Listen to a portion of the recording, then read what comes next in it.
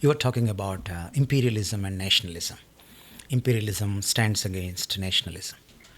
So, starting from that point, can I ask you about the nationalism that BJP and the RSS is promoting?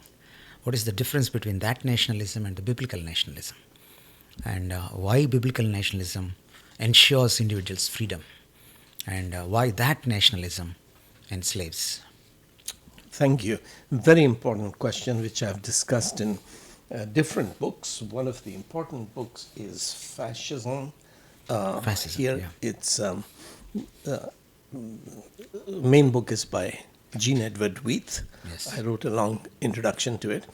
But much before that, I had written the origin of Indian nationalism in this book, and also in India, the Grand Experiment. So I mentioned that India never had the concept of nation, like Greeks never had, Europeans never had. The concept of nation as a sovereign state is a peculiar Jewish idea. That God calls Abraham, that you follow me, walk with me, I will make you a great nation. Not that you will begin to rule over everybody, but that you will bless everyone, all the other nations. So you love your nation, fight for your nation, die for your nation, develop your nation, but don't covet the land that I have given to the Edomites and Sidonians and Egyptians, others. But imperialism is natural, diabolical, satanic idea of coveting other people's property, land. So Alexander begins European nationalism, but in response to Persian nationalism. Persia had been attacking Greece. But Persian national imperialism itself was a product of Medo-Persian, Babylonian. So Babel is the spirit of empire, which is then the Persians become greater power, and then Alexander mobilizes and conquers Persia, comes all the way to India. And that prepares the ground for Roman imperialism, Spanish, Portuguese, French, British, Swedish. Everybody in Europe wants to be an empire. Only after the Reformation, when Protestants begin to study the Bible, they realize that God does not want imperialism. God wants nations. So the first were the Dutch, the Netherlands. Netherlands began as 17 different provinces. Some of the provinces kept merging, so ultimately through the Treaty of Utrecht, Netherlands becomes 8 provinces. And as they are studying the Bible, they are saying, we are one people living in one territory, speaking one language. They have different dialects, but one Bible. So literary language is Dutch. Yes. Why are we being ruled by Spain that calls itself Holy Roman Empire? It's neither holy nor Roman. So the Spanish Empire, through France, was trying to dominate Holland. Okay. And the Dutch start a revolt which lasts for 50 years, followed by 30 years of everyone in Europe against everyone, mainly Protestants and Catholics, but these are also local ethnic identities fighting. Yes. At the end of it, begin a series of peace conferences in northwestern Germany. That area is called Westphalia. So north of Germany on the western side. In these peace conferences, which lead to the Peace of Westphalia, Holland is recognized, Netherlands, as the first sovereign nation, not under Spain. So Holland becomes the first European nation which accepts the Jewish idea of nationalism. That's 1648. While these peace conferences are happening, the Swiss, there was already a Swiss confederacy, which is under the Spanish Empire, but it had certain autonomy. During those 30 years of war, Swiss had remained neutral. We are neither going to join Protestants nor Catholics, because Switzerland was both, half of it Catholic, half of it Protestant. So they remained neutral, and they sent the mayor of Basel city, which is border of Germany and Switzerland, to Westphalia to negotiate a deal that Swiss Confederacy should be recognized as a sovereign nation. So 1648 is first time when Europe has accepted the Jewish idea of nation. Acha. USA, 100 years later, 1776, accepts the Protestant Jewish European idea of nation. USA becomes a third nation. Now, Britain is confused because it is Protestant. Yes. It is a nation, partly because it's of its geography, but it is also an empire. So it is European imperialism and biblical nationalism. Acha. So once Britain colonizes India, English poetry brings the seed of the concept of nationalism. So William Carey's paper, The Friend of India, popularizes the concept that India should be an independent, a nation state. Nation state. Now, the concept of India as a geographic entity was brought by the Roman Catholics. So as a geographic, India is different than Yes. political nation, geopolitical state.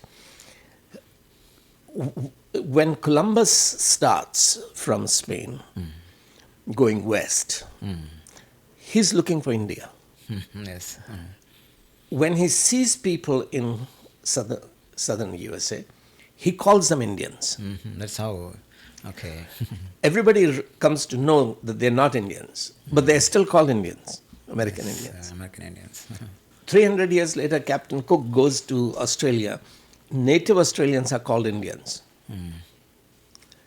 Indonesia is Indian Asia. Okay. There is no entity anywhere in the world which is India.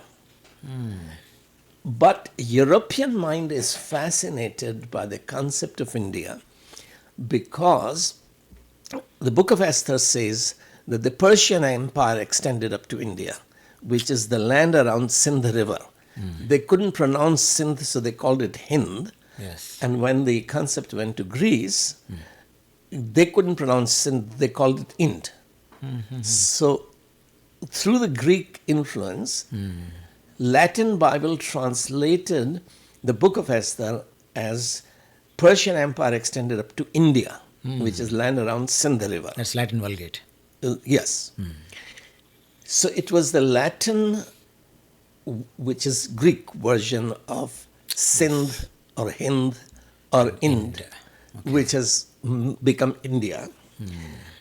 So when Vasco da Gama, 2 years, 3 years after Columbus, when he actually arrives in Kerala, no one in Kerala looks upon himself as an Indian. The concept of India isn't there. Yes. Concept of Malayali isn't there. Okay. Because Malayalam language is a corruption of Tamil. Tamil. Yeah. There was no concept of Kerala or Malayalam. There was no concept of India. This is a European, wherever they're going, because India is the last province of Persia. When you've got to India, you've got to the end of the world. That is what is fascinating the European mind. Acha. But once, 200 years after Vasco da Gama, when people like William Carey come to India, they begin to see themselves as friends of India. Other Europeans are seen as rulers, but they have come to serve, minister. They are building up the concept of friend of India, that we are here to serve, to bless, to build. So that's the biggest difference between the British Raj and the Christian missions. Yes, but also the English poetry becomes very important once the English education begins. So if you look at a number of poets, Longfellow, Wordsworth, they are all impressed by the Jewish poetry. Jewish poetry, Psalm 102, Psalm 137. when we are captives in Babylon and our captors ask us to sing songs of Zion. How can we sing of Zion while we are in a foreign land? If I do not hold Jerusalem as my highest joy, may my tongue stick to my... So we hung our harps. So the poet, the psalmist says that the dust of Jerusalem is precious to us. The stones of Jerusalem are precious to us. That's nationalism, which is expressed in someone like Daniel. He's become the governor of Babylon. But he is praying, fasting for rebuilding of Jerusalem. Nehemiah, he's the cupbearer to the king, which means that he's the most trusted staff of the king. King trusts his life to Nehemiah. Yes. But Nehemiah once is crying about his city, Jerusalem, where the walls are broken. He wants to go back and rebuild Jerusalem. So this Jewish nationalism is impacting English poetry, which is coming to India. Now, the first Indian who begins to write in English nationalist poetry is Madhusudan Dutt. Michael Madhusudan Dutt is a Brahmin convert. He's polymath. He speaks Latin, Greek, many Indian languages. And he begins to, and he was so good in Latin and English. Then his hero was Milton. But Milton was a British Puritan poet who is not writing in Latin. Milton was actually Secretary of Latin. So Education Secretary was called Secretary of Latin. But Milton begins to write in English, which is language of ordinary people, women and demons, not what elite speak. So that inspires Michael Madhusudan Dutt to begin to write the poetry in Bengali. And at that time, of course, concept of nation is in there. He's writing Bengali nationalism, celebrating. That begins Indian nationalism. Does it influence Tagore's poetry yes, also? Tagore comes later. So Michael Madhusudan Dutt, there was a young man, an Anglo-Indian, Feroz, I forget his name, who had written one or two poets about in English, Indian nationalism. But the father of Indian nationalism is Michael Madhusudan Dutt, a convert to Christ, who begins writing the poetry about Indian nationalism, from where then Indian National Congress is born. Surendranath Banerjee starts another organization 2 years before the Indian National Congress. Indian National Congress is started by an Englishman who wants graduates of Calcutta University to love India as missionaries have loved India. So the Bible's impact through English poetry, through the missionary movement, through Christian education, begins Indian nationalism, which is what Gandhi, Nehru, Patel are embracing as the Bible's view that God wants India to be a nation, to be a great nation. Now, as the Bible is undermined in Europe through rationalism, through Enlightenment, you have the birth of German nationalism. It actually begins in Italy, fascist nationalism. Now, the difference between fascist nationalism, which Hindutva accepts, and biblical nationalism is, in biblical nationalism, you are loving your nation, to build your nation in order to bless all the nations, not covet their land. Not covet their land. And you are setting, this is, the biblical nationalism is a repentant nationalism. It's not arrogant. So you see Daniel fasting and praying and repenting. It is open to correction.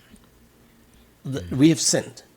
Therefore we have our Jerusalem is destroyed, our temple is destroyed, we are here in Babylon. But the blame is not Nebuchadnezzar. He's not the one who is imperialistic, colonialistic. We sinned. We rebelled against God. We were punished with slavery, with captivity. So we pray for forgiveness. And as we turn back to you, you have mercy upon our land and upon our people. Take us back to slavery. So biblical nationalism is repentant nationalism. It's seeking, it's God-centered. That we don't deserve political freedom. We don't deserve sovereignty. We deserve punishment. But forgive our sins. You promised to give us this land. You rebuild this land, etc. That's the biblical nationalism. But fascist nationalism means that to love this land means to hate others, to dominate others. So when Germany turns away because of liberal theology and higher criticism, turns against the Bible, what Hitler is doing, he calls German nationalism that we are the Aryans, superior race, born to rule over others. And he wants all the lands, Holland and Poland and Czechoslovakia and France and Russia, Britain. So nationalism in fascist understanding is centered not on God, but on race. On land, on language. It's arrogant that we are the greatest. Biblical nationalism was repentant, humble, seeking forgiveness, seeking God's favor. So what Hitler was practicing was in fact European imperialism, but he called it German nationalism because of the Reformation had brought the concept of nation. So the fascist nationalism is in fact imperialism, which does not recognize the freedom of every individual and the freedom of neighboring nations. That's why India has lost the goodwill of all the neighbors. So we are not respected in Afghanistan, Pakistan, Nepal, Bangladesh, Sri Lanka, Maldives, Myanmar, because the Gandhian, Nehruvian idea of nation and nationalism was biblical. But the fascist Hindutva nationalism has imperialistic tendencies. Then where do you put, Dr. Vishal, the Zionist nationalism? Israel is already a blessing to the world. So there are obviously foolish Jews, but for nationalism is a Jewish concept. Fundamentally. It is a Jewish concept which European Christianity accepted, embraced slowly. Took a long time. And it was in fact American in World War II, at the beginning of World War II, that Franklin Roosevelt, the President of America, he finally imposed nationalism upon Britain because Britain was confused. A nation which is also an empire. So at the beginning of the World War II, Winston Churchill was putting a lot of pressure on the USA, on Franklin Roosevelt, that America should support us. But American sentiment was isolationist. Look, in World War I, we shed a lot of our blood to protect you from Germany. We made a lot of our young women widows. We spent a lot of money. You fellows in Europe keep fighting. Why should we send our young men to die for you? In any case, if we do support you and help you defeat Germany and help you defeat Japan, what will happen? Will you colonize Germany? Will you colonize? Who will rule Japan? Will you rule Japan? If you begin to colonize Germany and Japan, you create problem for us. we want to buy silk from India or tea from China, we have to pay tax to you. You're doing nothing. But because we helped you beat the Germans and the Japanese, you've colonized. You already rule a third of the world. You begin to rule half of the world, and we create problems for ourselves. The only basis for us to support you would be that you promise that after the war, no one will colonize anyone. In fact, you will set all your colonies free. What is the difference between Hitler and you? Hitler has just started colonizing other nations. You have been ruling over the nations for 150 years. So Roosevelt is not a great leader at that point. Churchill is a world statesman. He's the great leader. But the trump cards are with Roosevelt. So Roosevelt's son is present in this meeting, which happens in Atlantic Ocean in a boat, in a ship. Churchill's daughter is also present, and they have a Sunday worship, which she has a video on YouTube. Okay. This is 1841, summer, when the American press has spread the news that President Roosevelt is on a fishing holiday, summer vacation, but he's actually having this secret meeting with Churchill. So during the World War II, Churchill and Roosevelt have 11 meetings. 9 of those meetings, Roosevelt's son is present and he's taking notes. So he publishes a book which explains what happens and what Atlantic Charter was all about. So Gandhi's agitation has nothing to do with British leaving India. Mahatma Gandhi says, quit India. That's August 42. That is because in August 41, Churchill and Roosevelt have agreed with Atlantic Charter that after the war, nobody will colonize anybody. We will decolonize the world. India is specifically discussed. So Roosevelt puts a lot of pressure that you have to set India free. So in a way, Indians are grateful to Americans. Well, to be. That part of history is hidden from us because Congress was ruling. Congress was deceiving Indians to believe that the Gandhi set India free. The Satyagraha set India free. But what happened was once the Atlantic Charter was agreed upon, if you Google Atlantic Charter, but they couldn't sign it because America could not enter war without approval of the Congress. And Britain could not set India free without approval of the Parliament. So Churchill needed Parliament's approval, Roosevelt needed Congress's approval, and Roosevelt knew that it's not going to be easy because Americans don't want to shed their blood and spend their money to save Britain from Hitler.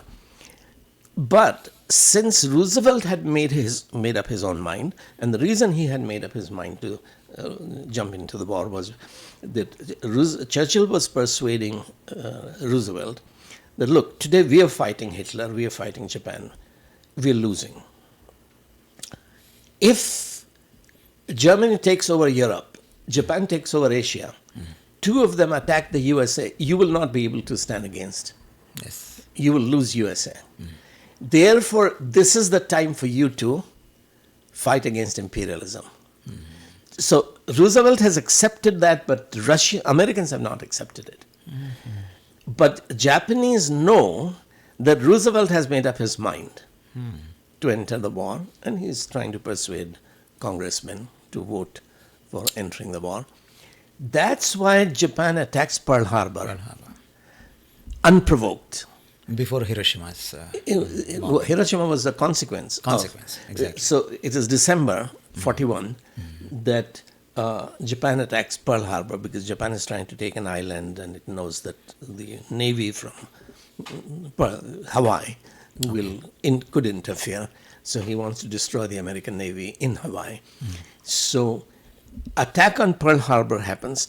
That becomes a blessing to Roosevelt. Then now the Congress has to approve war because Churchill, this is a funny story, Churchill was talking about victory. All of British officers knew we are losing. Okay.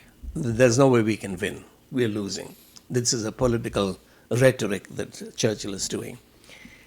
So once Pearl Harbor happens, Churchill's military leaders go to him, 2 of them or 3 of them, to tell him that Japan has attacked Pearl Harbor in Hawaii, destroyed American Navy, and Germany has declared war on the USA.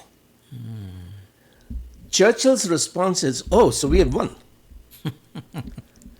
Because now Roosevelt has to fight. Has to fight. American Congress has to approve America's participation in the war.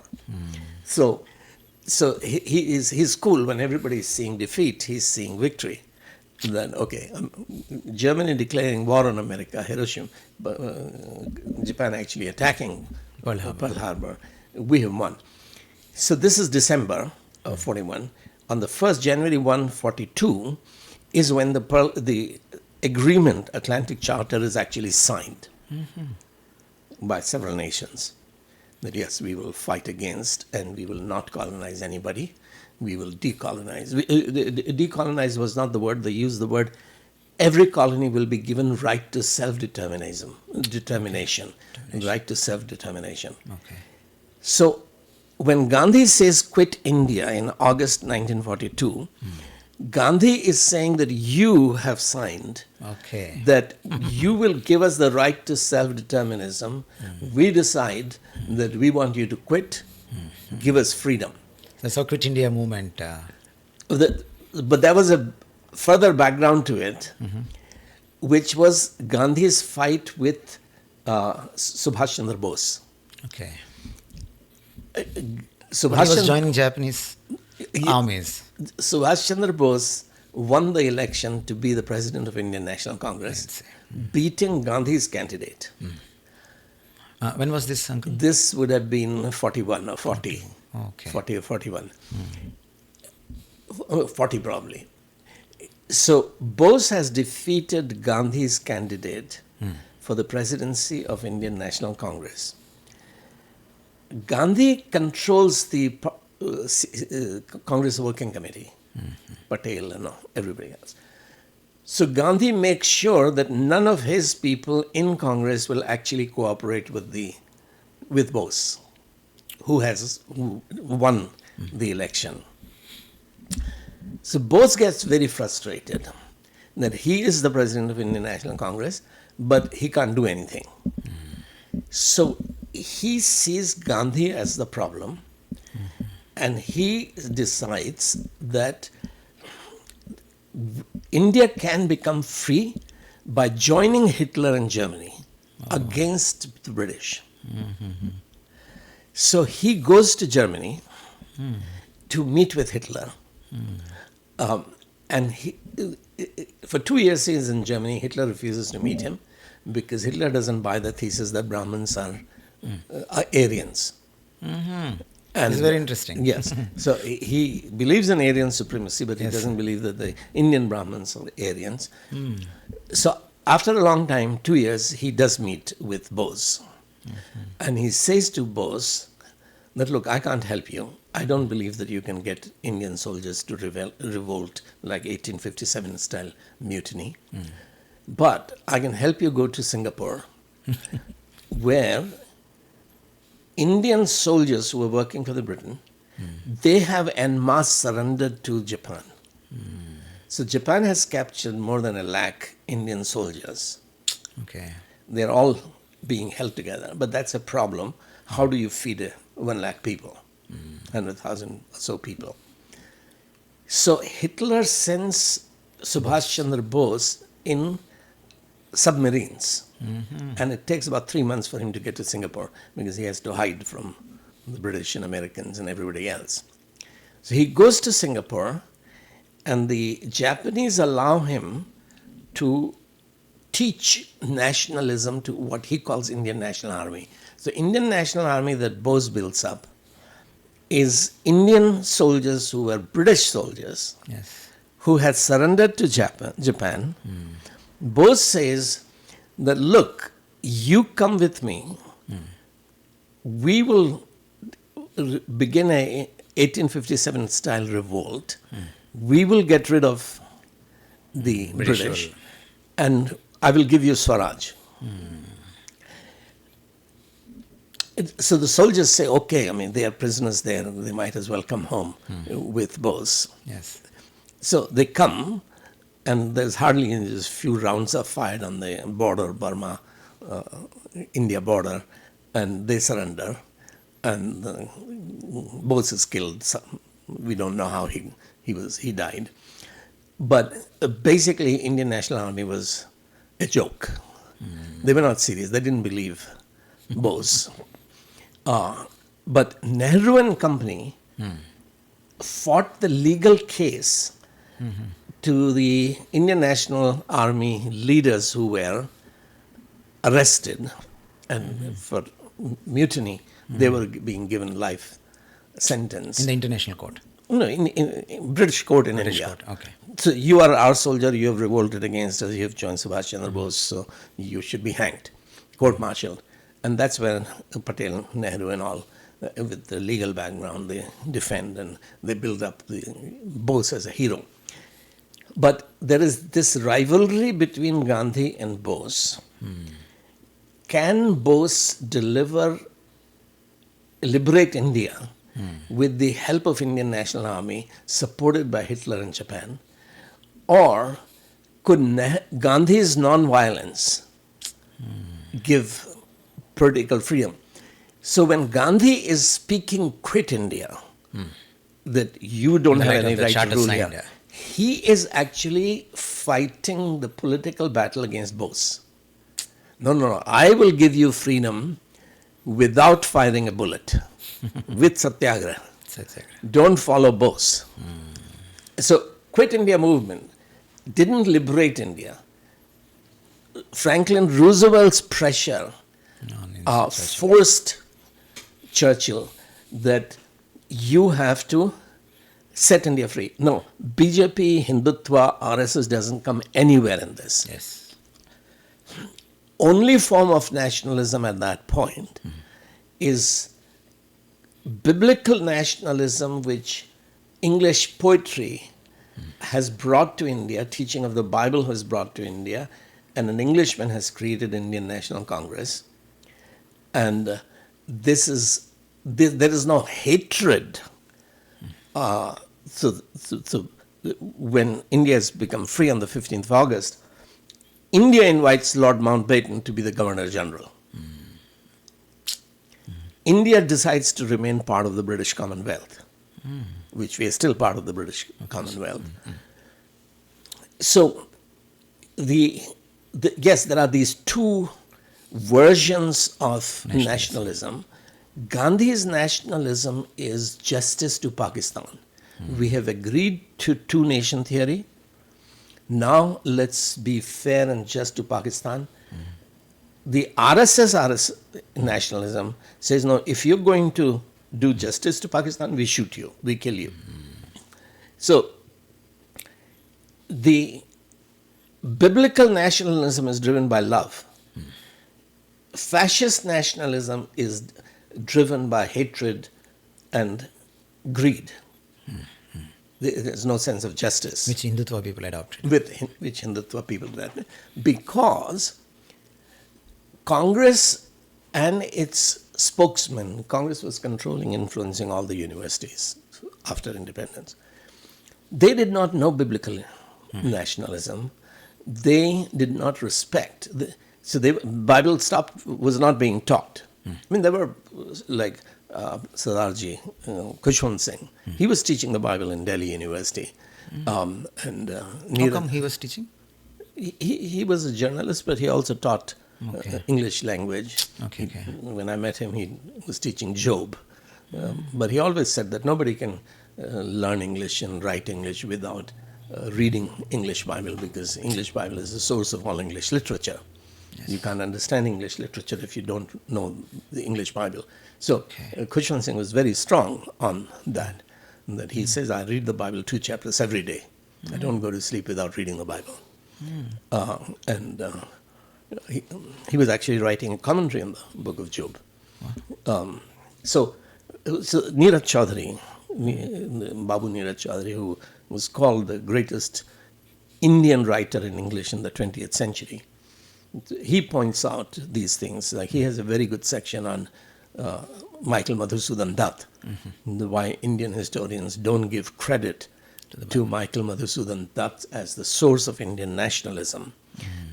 He writes a lot about it in his book, Autobiography of an Unknown Indian. Unknown Indian. But anyway, so your question is about Christian nationalism And the and Hindutva nationalism.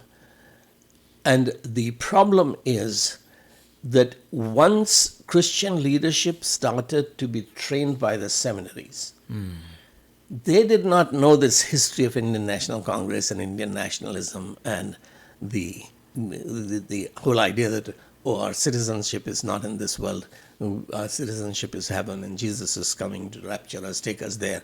All of this teaching which has grown up in our lifetime, this took away the whole understanding of how India became free, how the Bible brought freedom to India, how India became India, a free sovereign nation, and why we got the idea of fundamental rights, which is sovereignty of nation, that we cannot be arrested unjustly and imprisoned. The habeas corpus, that bail is our fundamental right. Yes. But things have degenerated so much because of our universities have moved so far away from the Bible and the genuine history of freedom that a chief minister can be arrested and kept in prison indefinitely. The Christian leaders can be arrested for no rhyme or reason. The police will file totally made up false cases and keep people. The law has become a means of persecution of injustice. The police, the courts, the press, the politicians, they have become source of injustice and persecution. And it's not just for Christians, it's also for Muslims, it's also for opposition politicians, it's also for the politically powerless castes and tribes. That's what's happening now in India. Yep. Since we are, Dr. Vishal, on nationalism, let me ask a quick sub-question. You said that biblical nationalism is humble repentance. God-centered. God-centered. So, having said that definition, in the light of the present scenario in India, what should be the attitude of the church towards the imperialistic attitude of Modi, Hindutva people, his rule of tyranny?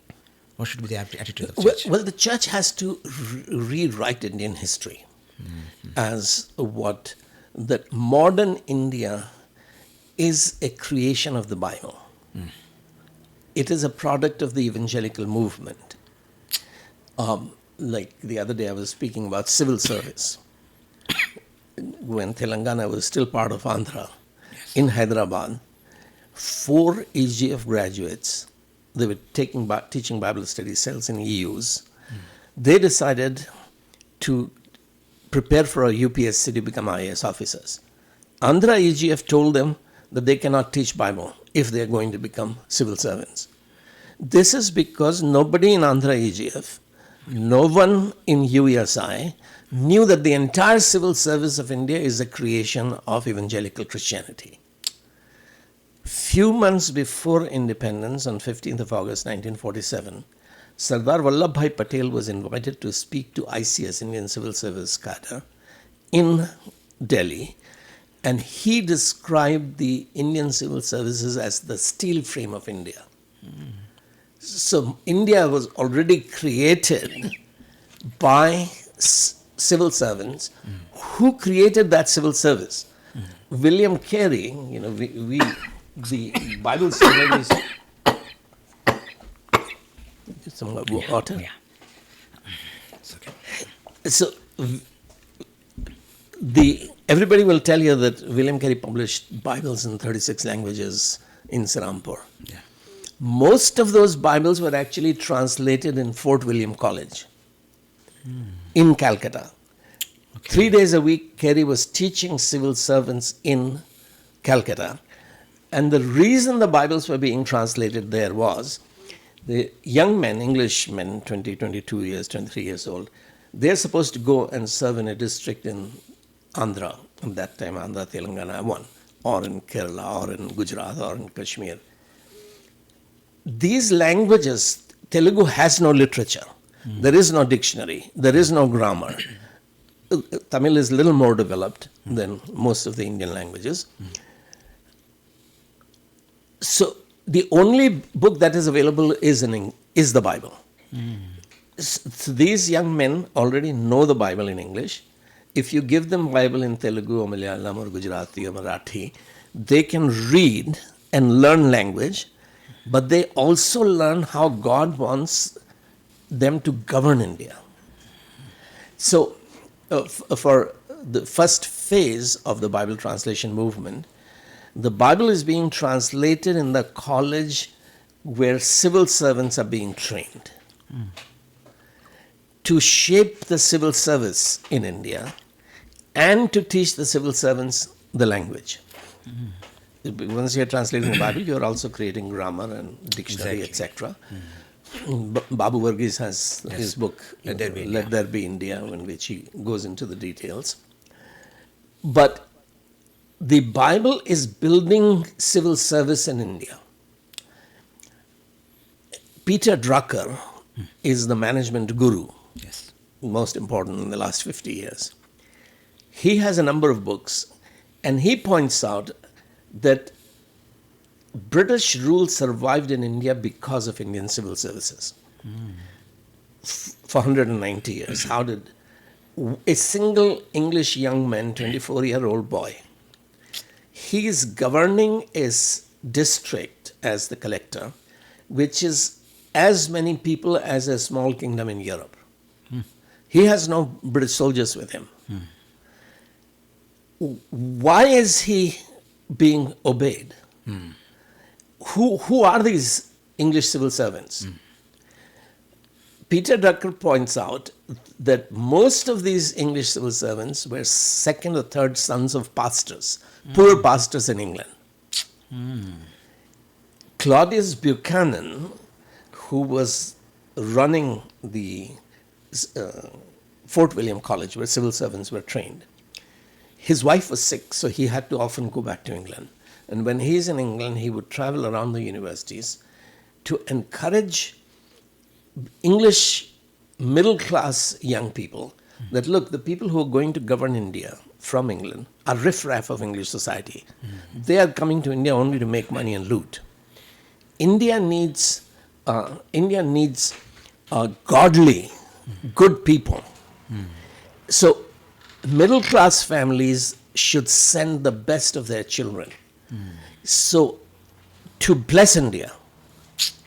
So some of these young men who are single, who are isolated, they fall into temptation. But most of them take no bribes, take no women. They really, this is not the first 50 years but from 1800 onwards. After William Carey's arrival. After the establishment of Fort William College. These are the people who come as collectors, deputy collectors, police inspectors, military leaders, military engineers, who Sir Arthur Cotton, who building the barrage or Ganga Canal, building Roorkee, which is now IIT. These are all sons of pastors, evangelists, who may come as military engineers, and they're building our canal system, they're building our dams, they're building our roads and bridges. Now, East India Company is private company with stockholders, shareholders, and they are not happy that their money is being used to translate the Bible.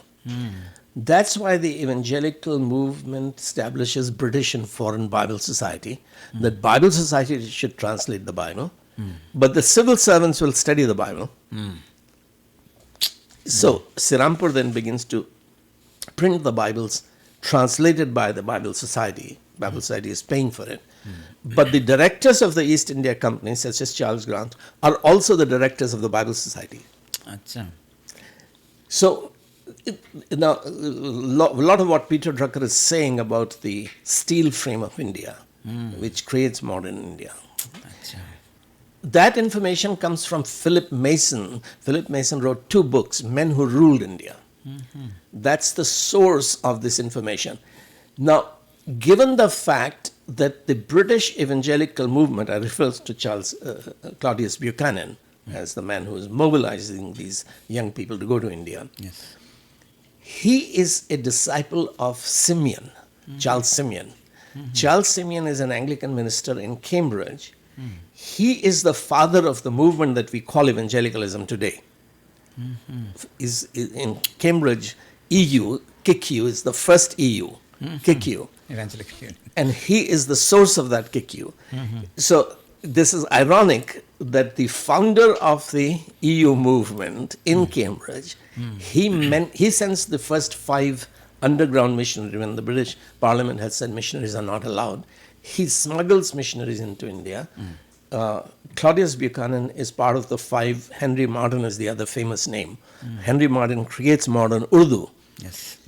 which was the language of North India and Pakistan. Henry Martyn was in Kanpur.